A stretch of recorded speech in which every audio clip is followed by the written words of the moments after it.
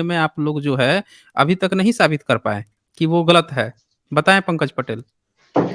Sir तो जो 12 साल वाला बात है, वो तो मतलब फिट हो ही नहीं रहे ना बात में। और जो एज वाला 25 साल 18 ये अरे वाला भाई बात कुछ भी। फिट हो रहा है, नहीं हो रहा है, वो सब पूरा अच्छी तरह से डिस्कशन हो चुका है। मैं आपसे ये कह रहा हूँ कि आप जो यहाँ पे आके जो रोते हो दिन रात, वो आप जाके गीता प्रेस गोरखपुर पे जाके आप लोग कोर्ट में फैसला ले लो ना कि भाई वो क्यों छाप रहा है कि 6 साल में उनकी शादी हुई है।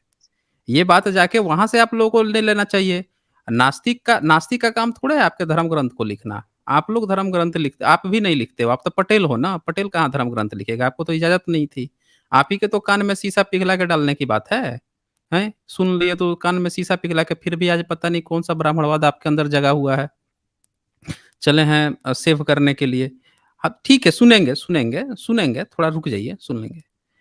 आप जो यहाँ पे रोज आके कहते हो कि गीता प्रेस गोरखपुर गलत है, मैं आपसे एक ही चीज कहता हूँ कि भारत में सबसे ज्यादा जो घरों में बिकती है गीता प्रेस गोरखपुर बिकती है। अरे सुन रहे हैं, आपको दिया जाए मौका, बोलिएगा, खत्म होने दीजिए।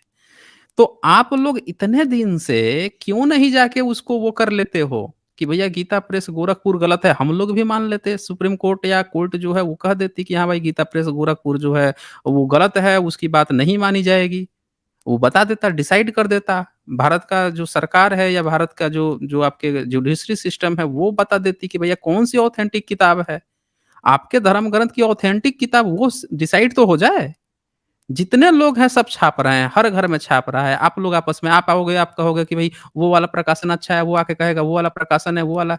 तो हम आप सबकी बात क्यों माने? उससे बढ़िया हम उसकी ही बात क्यों ना माने जो सबसे पुराने समय से छाप रहा है, लगातार छाप रहा है, घर घर में पहुंचा रहा है, उसी की बात हम मानेंगे। हाँ बोलिए, बोलिए, बोलिए। जैसे कि मैंने अथर्ववेद के एक रेफरेंस से बताया था कि हम्म। उपनयन के बाद अगर मान लीजिए श्री राम भी 9 साल तक कम से कम अगर स्टडी करते, उसके बाद अथर्ववेद कब शादी लिखा करते। गया? अथर्ववेद कब लिखा गया है? हे भगवान! मनुस्मृति पढ़े हैं? अथर्ववेद कभी भी लिखेंगे, कभी भी मनुस्मृति, लिखेंगे मान। मनुस्मृति पढ़े हैं? चलिए ठीक है, आप इसको नहीं मान रहे हैं ना, नहीं, इसको हटाइए मनुस्मृति चलिए। पढ़े? अरे नहीं नहीं, सब मानेंगे, सब मानेंगे। मनुस्मृति आपने पढ़ा है? आप क्रिटिकल एडिशन को क्यों नहीं मानते हो? तो आर्कोलॉजी मतलब अरे भाई आप आर्कोलॉजिकल। देखिए आपका एंटीना किधर घूम रहा है। मैं पूछ रहा हूँ कि आप जो है मनुस्मृति पढ़े हैं? मनुस्मृति में 3 वेद की हाँ, चर्चा हुई है। बार बार त्रिवेद त्रिवेद कहा गया है। तो वो 3 वेद में अथर्ववेद का नाम आया है? बताइए, अच्छा जी। बताइए, उसमें तो अथर्ववेद का नाम आया है 3 वेद में? तो बाकी जो और मतलब ग्रंथ उनमें का तो भी रेफरेंस दिया था ना? हाँ तो वही सबकी चर्चा करेंगे ना, हम ए टू जेड चर्चा करेंगे। हमने तो सारे किताब खोल खोल के दिखाए हैं आपको। आपको जो है मैंने वीडियो, अपनी ही वीडियो खोल के दिखा दी थी कि भैया देख लीजिए, इसमें इतने इतने किताबों का मैंने रेफरेंस देखिए, खोल तो के मुझे कई ज़्यादा खींचना दिखा दी। नहीं है हाँ मैं तो आज नहीं दूसरे खींच टॉपिक लेके आया था। हाँ आज तो दूसरा दूसरे टॉपिक टॉपिक लेके तो, आया था। हाँ तो जो टॉपिक लेकर आए हैं उसी पर चर्चा कीजिए ना फिर। मैं मना थोड़े कर रहा हूँ, बोलिए क्या कहना चाहते हैं। आपको मैं देता हूँ कंटिन्यूअस 3-4 मिनट देता हूँ, आप बोल लीजिए जो आपको, जो आपका टॉपिक, जो बात कहना चाहते हैं, अब कंटिन्यूअस बोलिएगा। आप तो अपने सपोर्टर्स को पूरा आधा घंटा 1 घंटा दे रहे हैं, मेरे को 3-4 मिनट ही। अरे भाई 3-4 मिनट में पता नहीं आप कितना कितना टॉपिक किधर किधर लेके चले जाएंगे, सारा चीज याद थोड़े रहेगा, उस पर डिस्कशन कैसे हो पाएगा। तो 3 मिनट कंटिन्यूअस आप बोलेंगे, उसमें जो जो पॉइंट होगा फिर उस पर हम डिस्कशन करेंगे, फिर उसके बाद से आप 3 मिनट टाइम लीजिएगा, जो जो बोलिएगा फिर उस पर हम डिस्कशन करेंगे। मैं ये कह रहा हूँ, ये थोड़े कह रहा हूँ कि 3 मिनट सुन के भगा दूंगा आपको, ये थोड़े नहीं बोल रहा मैं। चले बोले, हाँ बोलिए। आप बोलते हो कि मनुस्मृति में लड़कियों को पढ़ने का अधिकार नहीं दिया गया है। लेकिन मेरे पास एक वर्स है जिसमें मतलब मनुस्मृति अध्याय 2 श्लोक 240 उसमें बोला गया है कि 1 मिनट।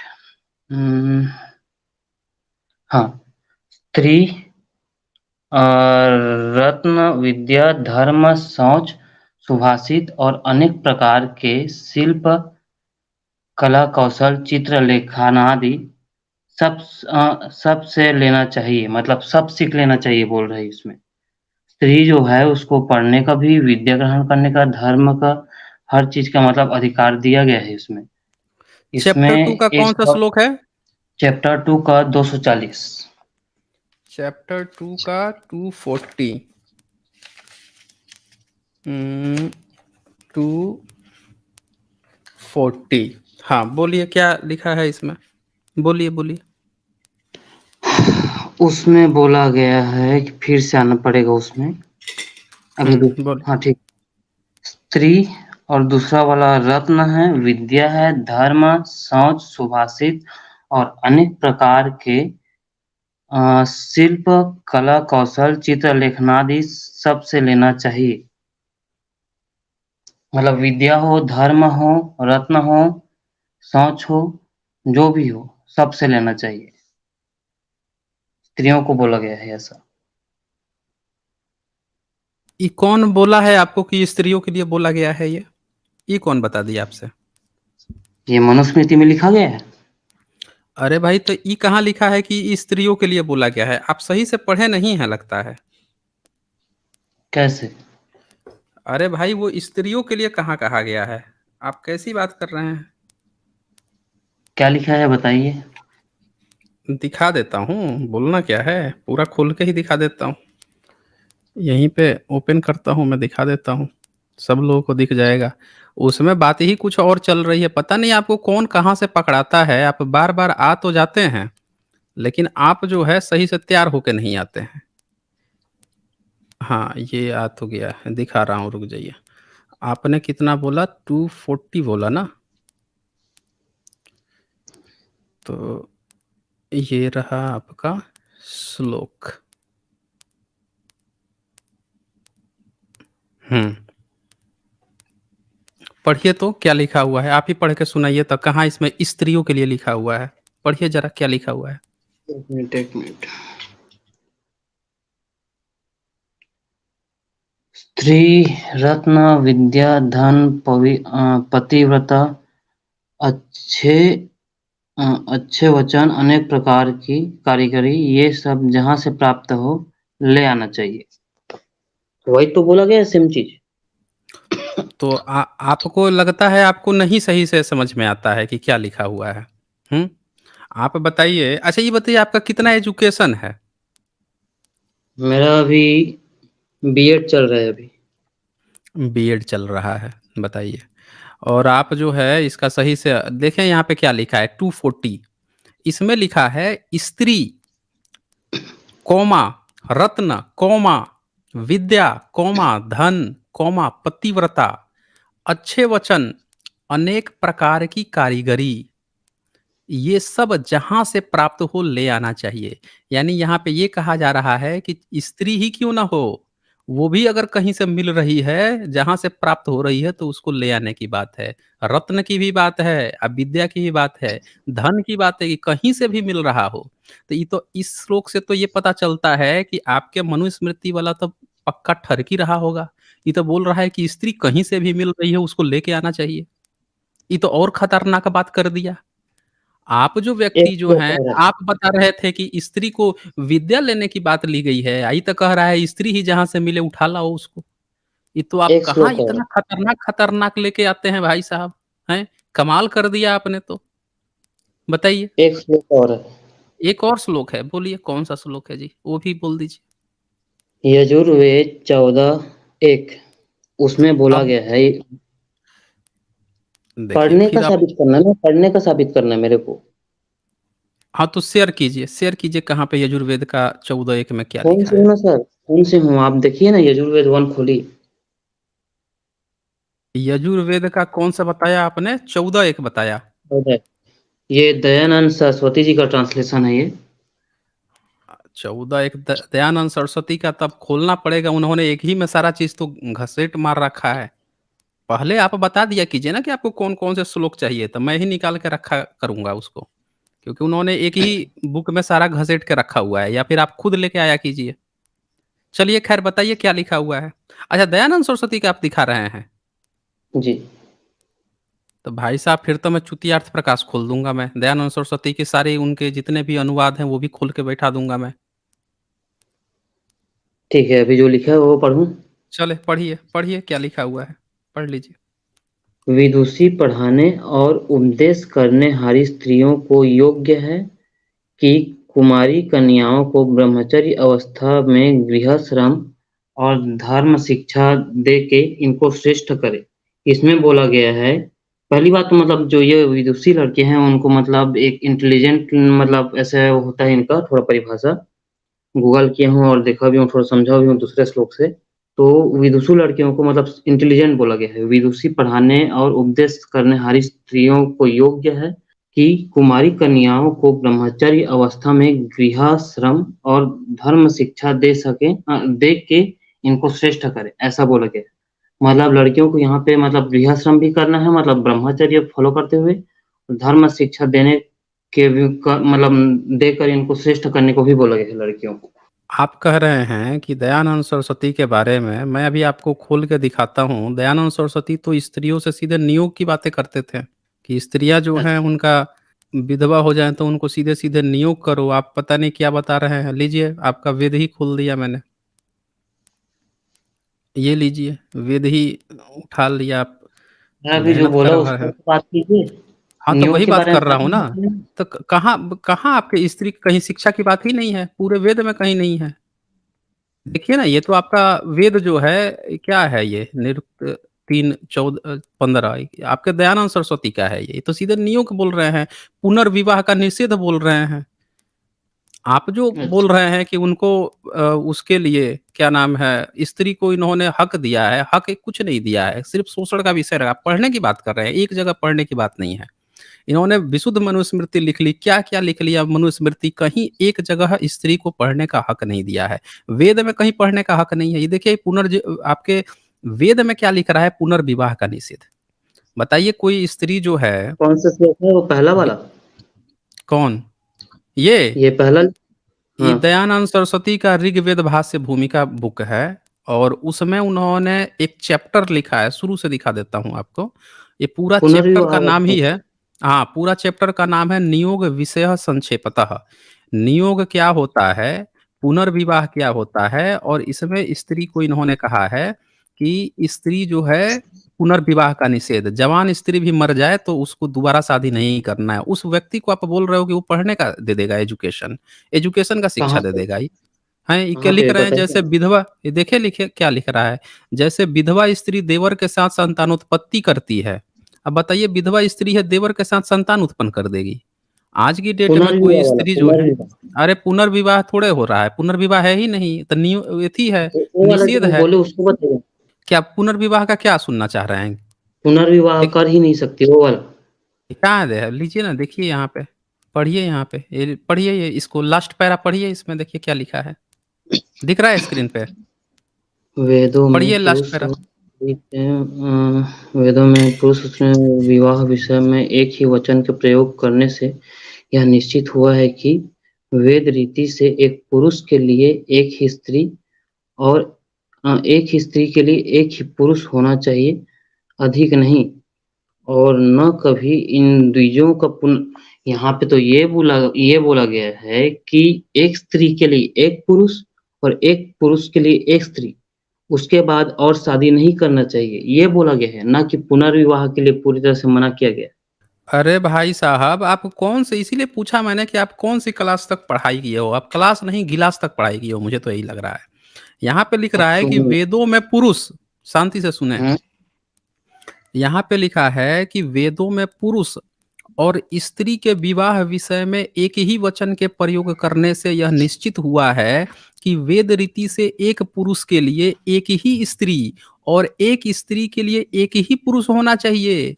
ये किस चीज के लिए? विवाह विषय, विवाह विषय कहा गया है कि एक पुरुष से एक स्त्री से एक पुरुष, दोबारा शादी करना ही नहीं है वेद रीति से, ये लिखा है। और देखें आगे क्या लिखा है, अधिक नहीं, ये शादीशुदा साफ साफ लिख शादीशुदा दिया है, जो अधिक नहीं।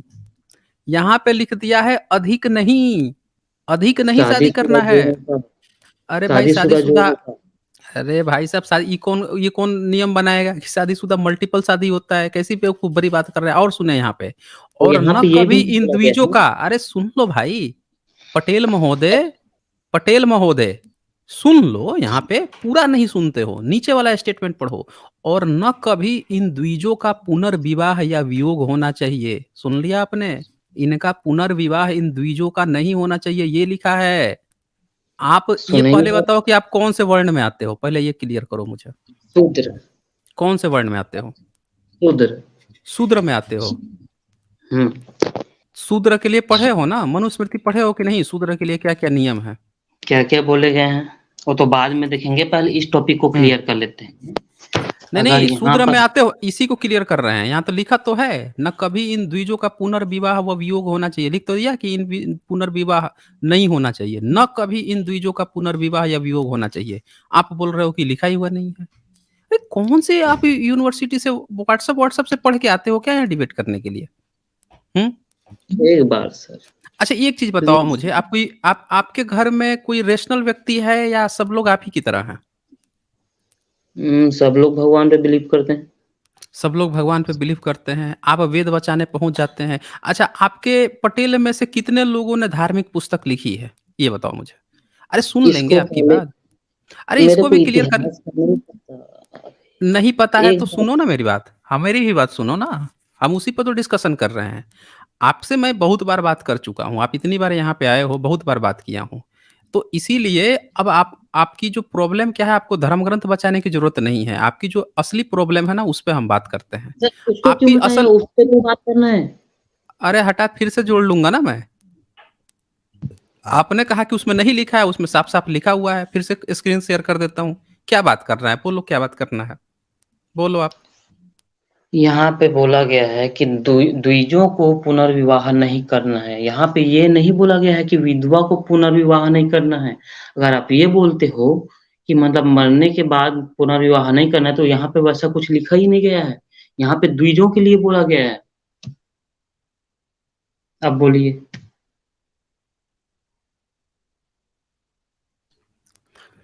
अच्छा ये बताओ, आप यूनिवर्सिटी कभी गए हो? कॉलेज-वॉलेज गए हो कभी?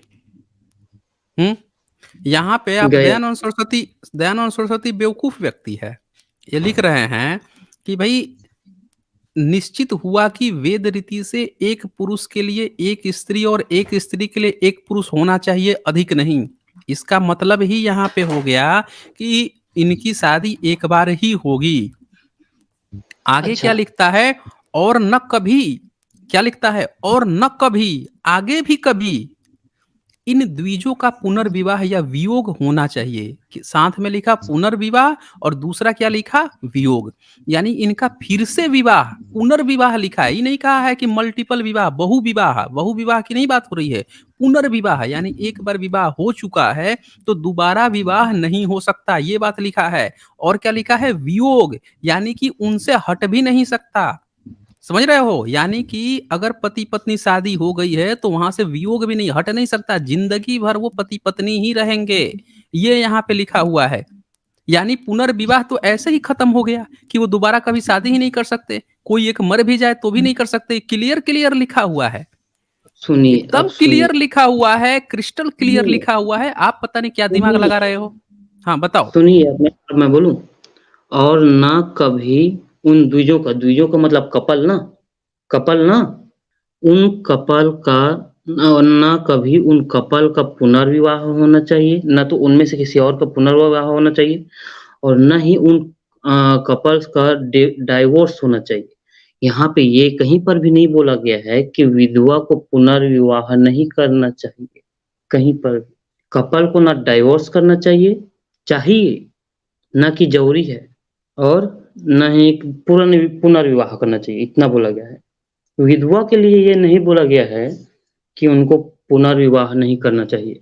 देखें, इसीलिए मैं सुन रहा था कि ताकि आपकी ना अच्छी तरह से बात जो है पब्लिक तक पहुँचे। आपको ये तक नहीं पता है कि द्विज किसको कहते हैं।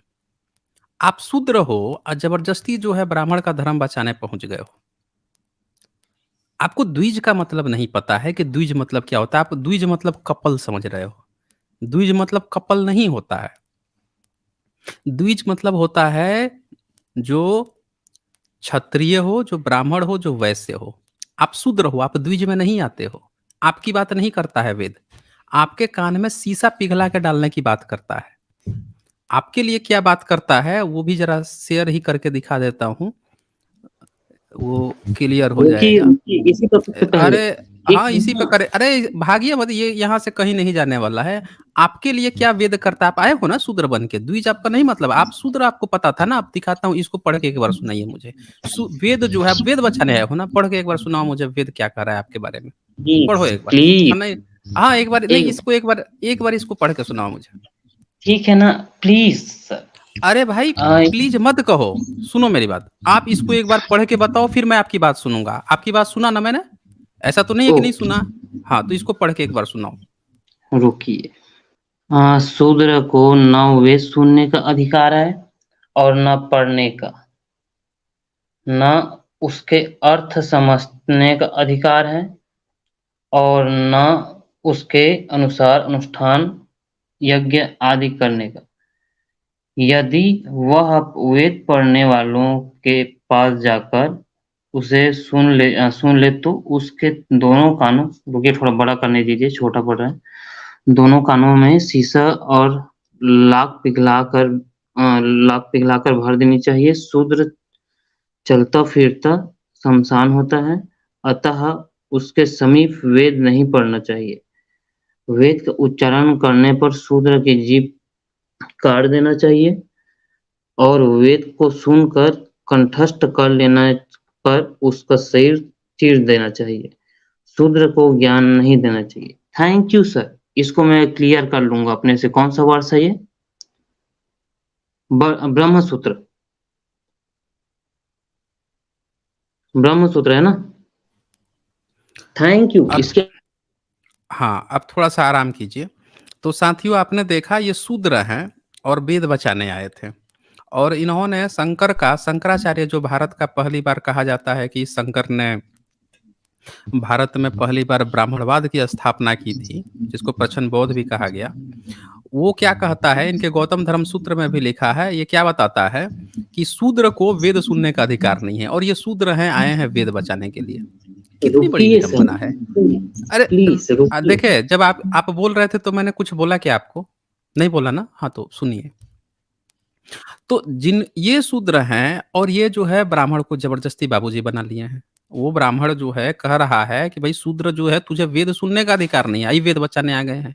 वो कह रहा है कि अगर तू वेद न पढ़ने का, ये आए थे ना स्त्री को पढ़ाने का, ये क्या कह रहा है, ये खुद लिख रहा है कि वेद जो ये क्या कह रहा है यहाँ पे, उसके दोनों कानों में शीशा, रागा और लाख पिघला के भर देनी चाहिए शूद्र के। अगर शूद्र जो है वेद पढ़ ले तो ये वेद पढ़ाने आए हैं, बताइए, ये शूद्र होकर वेद पढ़ाएंगे? अरे भैया, आपके कान में आपके जो पूर्वज होंगे ना, पटेल तो नया सरनेम है। इसके पहले जो आपके पूर्वज होंगे ना, गए होंगे कभी, वेद वेद सुन लिए होंगे, तो कान में शीशा पिघला के डाल दिया होगा, न जाने कितनों को चीर फाड़ के फेंक दिए होंगे सब। आप यहाँ पे आज चले हो वेद बचाने। अरे ठीक है, मुझे बोल लेने दो, फिर आप बोलना। आप बोल रहे थे तो मैंने आपको रोका नहीं था। और क्या है, उ... उसके समीप वेद नहीं पढ़ना चाहिए। वेद का उच्चारण करने पर शूद्र की जीभ काट देनी चाहिए। इनके न जाने कितने पूर्वजों की जीभ काटी जा चुकी होगी। लेकिन आज ये गद्दारी कर दिए हैं अपने ही पूर्वजों से, अपने ही पूर्वजों को भूल गए हैं कि उन पर कितने ब्राह्मणों ने क्या कहा है, उन्हें धर्म ग्रंथ में क्या लिखा है। आज ही चले आए हैं आज वेद बचाने के लिए।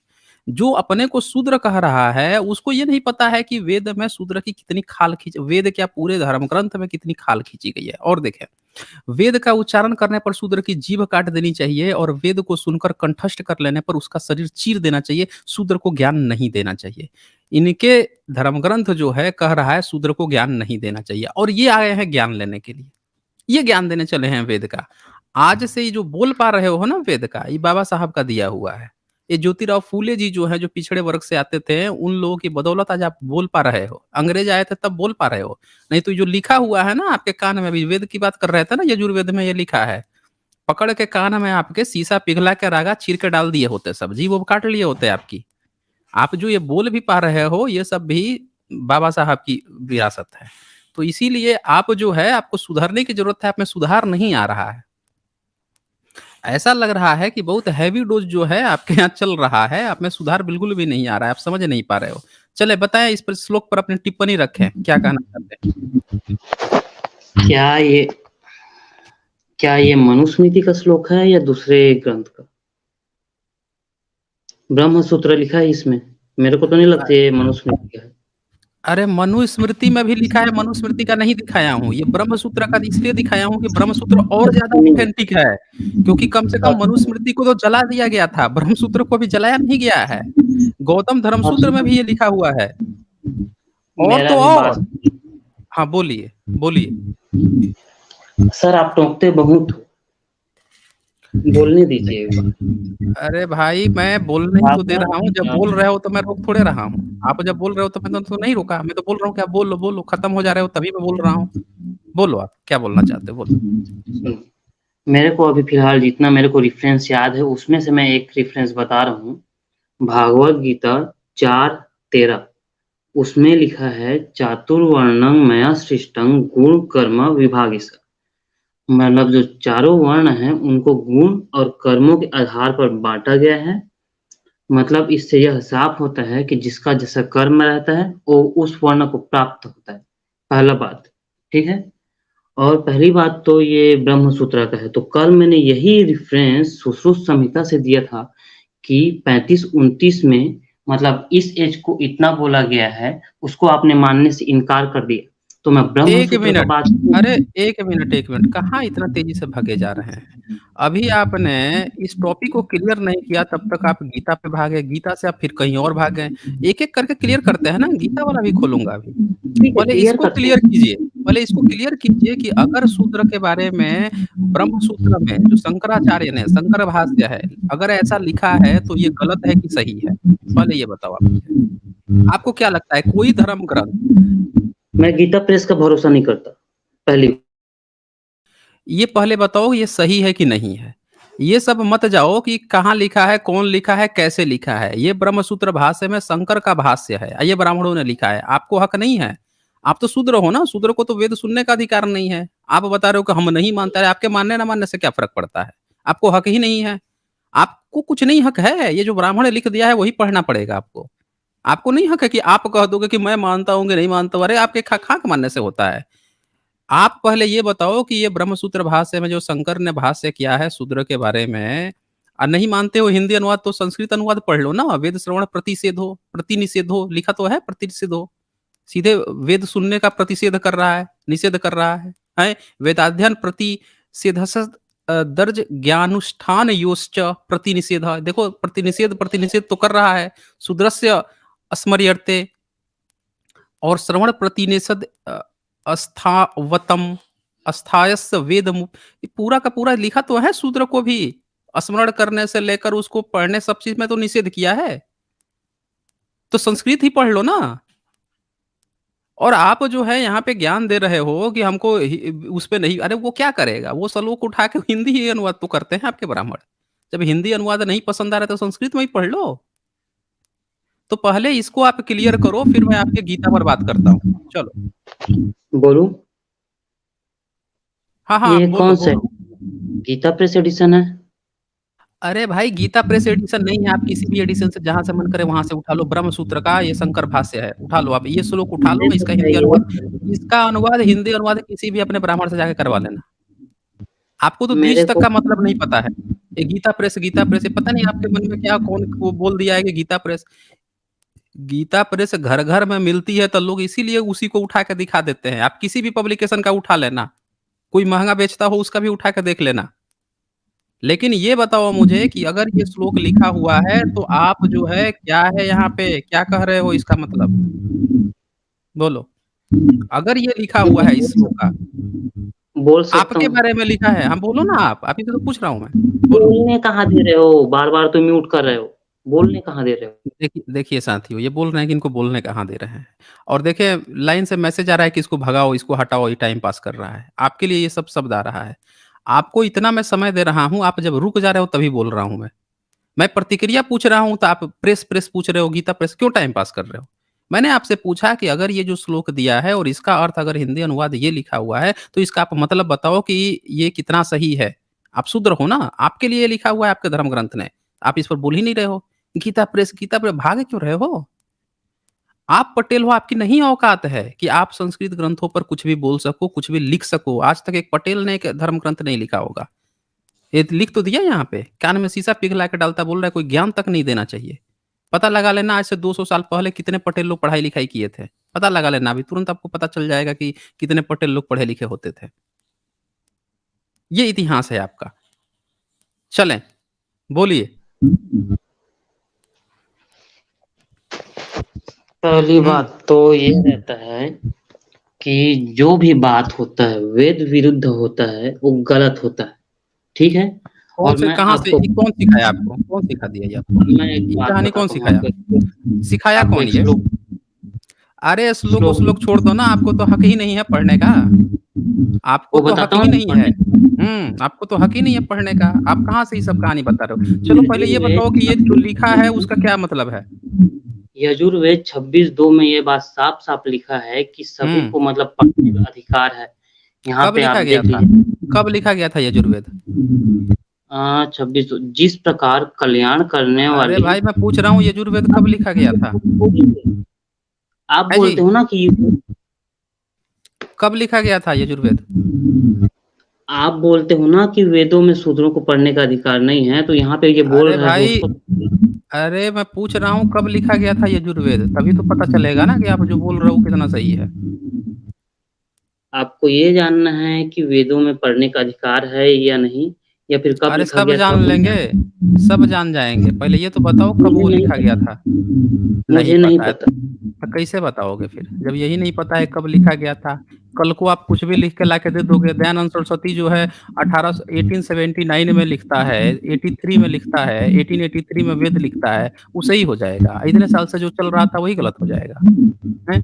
हाँ, तो वेदों में कुछ भी लिखा दिया जाता है, तो फिर आप उसके पीछे हाथ धो के क्यों पड़े हो कि अगर कुछ भी लिख दिया बिल्कुल, जाता है? बिल्कुल पढ़ेंगे ना उसके उसकी उसी के तो पीछे पड़ेंगे। कोई भी लिख आप दिया कहीं जाता से उठा के लाके लिख के रख दोगे, वो थोड़े सही मान लिया जाएगा।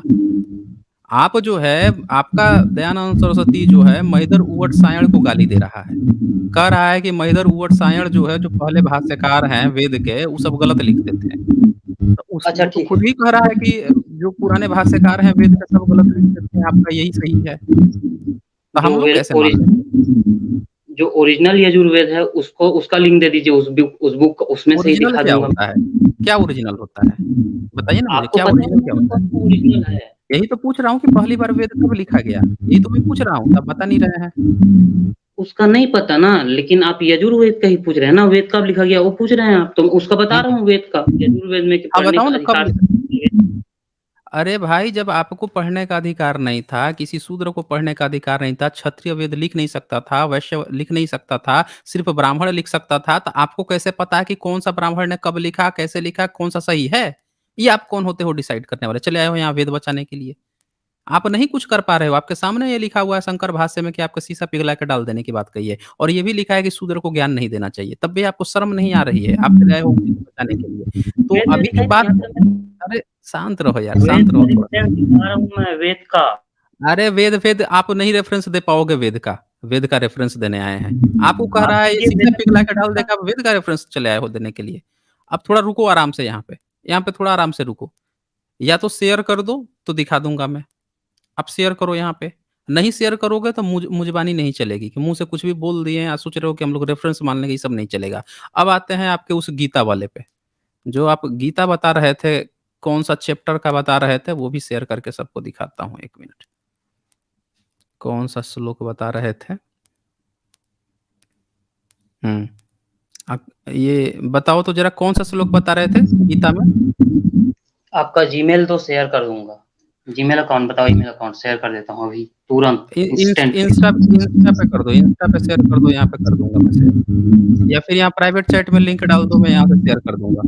और वो अभी गीता में इंस्टा कौन-सा पे बता रहे थे, वो तब नहीं तक बताओ उसको क्लियर कर लेते हैं। आपका बैकग्राउंड साउंड बहुत ज़्यादा आ रहा है। आप अपने को या तो म्यूट रखा करो, बहुत ज़्यादा बैकग्राउंड साउंड पता नहीं कहाँ घर में हो, फिर भी इतना बैकग्राउंड साउंड आ रहा है। नहीं पंखा भी बंद है। आपके सिस्टम में गड़बड़ी है ना? कुछ सिस्टम अपना चेक करो क्या गड़बड़ी है। चलो आप श्लोक बताओ। अरे भाई, तो आपके सिस्टम में इलेक्ट्रिकल साउंड आ रहा है, नॉइज़ पढ़े हो ना कितना तरह के नॉइज़ होते हैं, इलेक्ट्रिकल एक नॉइज़ होता है, एक मैन मेड नॉइज़ होता है, पढ़े हो ना स्पाइक नॉइज़ होता है, आप चेक कर लो कौन-सा नॉइज़ आ रहा है। भगवद गीता हुँ, चैप्टर 4 श्लोक 13। ठीक है, लो जी भाई साहब कर दिया मैंने, बताओ इसमें क्या कहना चाह रहे थे? मुझे भी खोलने दीजिए एक बार। खोल लो आप, मैंने तो खोल दिया है। चातुर्वर्ण्यं मया सृष्टं गुण कर्म विभागशः। इसमें बोला गया है ब्राह्मण, क्षत्रिय, वैश्य और शूद्र इन चारों वर्णों का समूह गुण और कर्मों के विभाग पूर्वक मेरे द्वारा रचा गया है। ये पहले श्लोक का मतलब है। दूसरे श्लोक का पढ़ा ही नहीं हूँ, हिंदी अनुवाद पढ़ देता हूँ। इस प्रकार उस सृष्टि रचना आदि कर्म का कर्ता होने पर भी मुझ अविनाशी परमेश्वर को तू वास्तव में अकर्ता ही जान। मतलब हमें मतलब है अभी पहले श्लोक से, उसको देख लीजिए।